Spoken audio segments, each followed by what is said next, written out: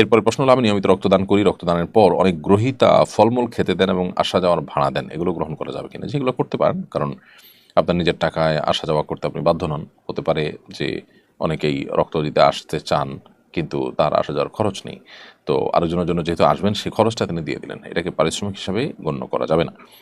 So আসা যাওয়ার খরচ কিংবা সামান্য একটু পানি জুস ইত্যাদি খাওয়ার প্রয়োজন হয় ওই সময়, এটা যদি ওই লেভেলে থাকে, অর্থাৎ পরিমাণটা যদি সেরকম থাকে যেটাকে পারিশ্রমিক হিসাবে ট্রিট করা যায় না, তাহলে ঠিক আছে।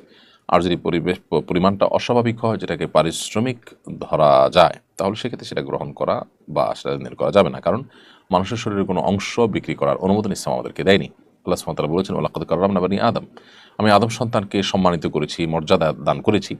সো আদম সন্তানের কোনো কিছুর ক্রয় বিক্রয়, কোনো কিছুর বিনিময়ে আদান প্রদান করা, এটা মানব দেহের জন্য, মানব জীবনের জন্য, মানব জাতির জন্য অপমানের। সেজন্য এই জায়গা থেকে একজন মুসলমান সতর্ক থাকবেন এই সূত্রতে। রক্ত দেওয়া নেওয়া জায়েজ আছে, কিন্তু টাকার বিনিময়ে দেওয়া নেওয়া জায়েজ নয়। এরপরে প্রশ্ন হলো, ইসকন ইস্যুতে কথা বলা কুষ্টিয়ার একজন ইমামকে অব্যাহতি দেওয়া হয়েছে, যদিও চাপের মুখে পর ইমামকে পুনর্বহাল করা হয়, বিষয়টা সম্পর্কে আপনার মন্তব্য কামনা করছি। খুবই দুর্ভাগ্যজনক। একটি প্রতিষ্ঠান, একটি সংগঠন, তারা তাদের উগ্রতার পরিচয় ইতিমধ্যে বারবার দিয়েছে। বিভিন্ন সময় অস্ত্রসহ ধরপাকড় হয়েছে এবং তাদের যে উগ্র আচরণ, সেটা দিন দুপুরে মানুষ হত্যা করেও সেটা তারা প্রমাণ দিয়েছে, জানান দিয়েছে। এরপর একটা সভ্য সমাজে এইরকম কোনো প্রতিষ্ঠানের কোনো কর্মকাণ্ড চলতে আসলে পারে না। তাদের ব্যাপারে করণীয় ঠিক করা, পদক্ষেপ গ্রহণ করা, এগুলো আমাদের আশু কর্তব্যের মধ্য থেকে একটি বলে আমরা মনে করি।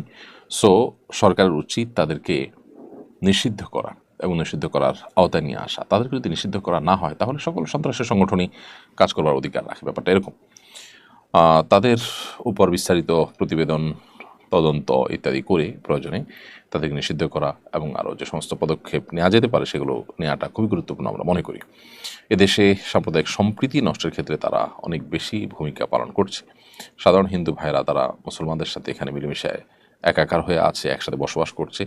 তারা এখানে, অর্থাৎ ইসকন এসে এখানে ঘোলা পানিতে মাছ শিকার করার চেষ্টা করছে এবং এদেশের সাম্প্রদায়িক সম্প্রীতি নষ্টের জন্য নানা রকমের উস্কানি তারা অনবরত দিয়ে যাচ্ছে। এমনি ইব্রাহিম হোসেন আপনি লিখেছেন, আমি একজন চট্টগ্রাম বিশ্ববিদ্যালয়ের ছাত্র। আমি 3টা কোচিংয়ে ক্লাস নিয়ে থাকি। টিচার হিসেবে ক্লাসে ঢুকলেই স্টুডেন্টদের দাঁড়িয়ে সালাম দেয়। এতে কি আমার গুনাহ, এতে কি আমি গুনাহগার হব? না, আপনি গুনাহগার হবেন না। দাঁড়িয়ে সম্মান প্রদর্শন করা, এটা নিয়ে ওলামায়ের মধ্যে একাধিক মত আছে। কেউ কেউ এটিকে নিষেধ করেন, আবার অনেকে এটাকে জায়েজ মনে করেন, আবার অনেকে এটাকে বিশেষ পরিস্থিতিতে জায়েজ মনে করেন। জেনারেলি নবী করিম সাল্লাল্লাহু আলাইহি সাল্লাম দাঁড়িয়ে আগন্তুককে জাস্ট শুধু সম্মানের জন্য দাঁড়িয়ে সম্মান প্রদর্শন করতে নিষেধ করেছেন এবং সেটির কারণও দর্শিয়েছেন তিনি, যে তখনকার অমুসলিমদের কালচার এবং সংস্কৃতি এটি।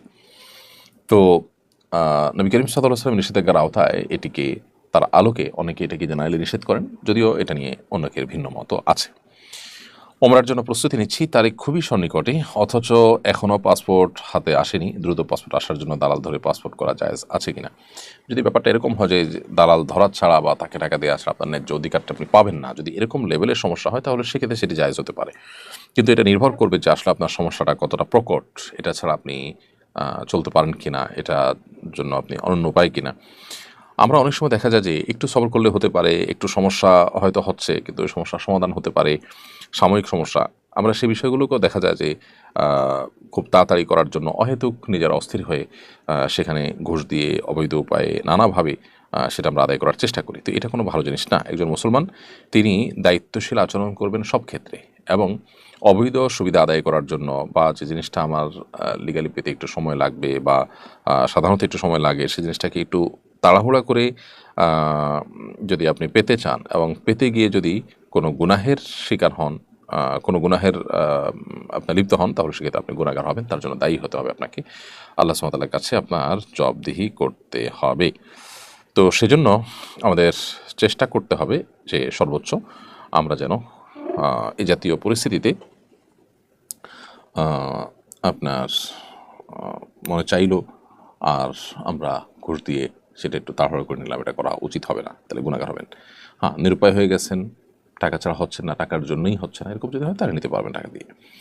বাংলাদেশের গণমাধ্যমের ভূমিকা নিয়ে জনমনে অনেক প্রশ্ন আছে। অনেক গণমাধ্যম এজেন্ডা ভিত্তিক সংবাদ প্রচার করে। এসব গণমাধ্যম সম্পর্কে আমাদের ভূমিকা কী হওয়া উচিত? এগুলো তো আজকে নতুন নয়। বাংলাদেশে বহুদিন ধরে আমরা এটি দেখতে পাচ্ছি যে এজেন্ডা ভিত্তিক সংবাদ তারা প্রচার করছে এবং তারা মানুষকে যা দেখাতে চাচ্ছে বিভিন্ন এজেন্ডা বাস্তবায়ন করার প্রয়োজনে সেটাই তারা দেখাচ্ছে। আবার যেটা দেখানোটা তাদের জন্য তারা ভালো মনে করছে না সেটাকে তারা ইগনোর করছে। তো এই যে ব্যাপারটা, এই ব্যাপারটার কারণে এই গণমাধ্যমগুলো আসলে গণমাধ্যম না হয়ে প্রচার যন্ত্রে পরিণত হয়েছে এবং এই প্রচার যন্ত্রগুলো অনেক ক্ষেত্রে সর্বসাধারণের যে স্বার্থ আছে সেটিকে রক্ষা না করে তারা গোষ্ঠী বিশেষের স্বার্থকে রক্ষা করছে বা তাদের এজেন্ডা তারা বাস্তবায়ন করছে। এগুলো গণমাধ্যমের রূপ ধারণ করেছে মাত্র। এগুলোর ব্যাপারে সাধারণ মানুষ হিসাবে আমাদের রোল হওয়া উচিত এদেরকে বর্জন করা, এদেরকে চিহ্নিত করা, এদের রূপটাকে মানুষের কাছে জানানো।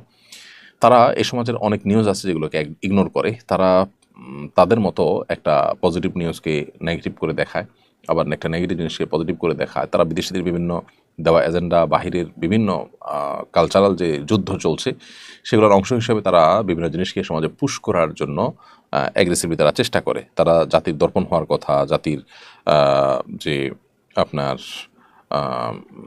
বাস্তব এবং প্রকৃত চিত্র সেটা তুলে ধরার কথা তাদের, সেটা না ধরে তারা তাদের মতো করে জিনিসগুলোকে প্রচার করছে। এই জন্য একজন ইমানদার, একজন মুসলমান তিনি তার জায়গা থেকে সর্বোচ্চ চেষ্টা করবেন এগুলোকে যাচাই বাছাই করে তারপর গ্রহণ করা এবং এই জাতীয় গণমাধ্যমগুলোকে চিহ্নিত করা। ফ্যাক্ট চেকিং এর মাধ্যমে আজকাল বিভিন্ন তথ্যপত্র যাচাই করা যায়।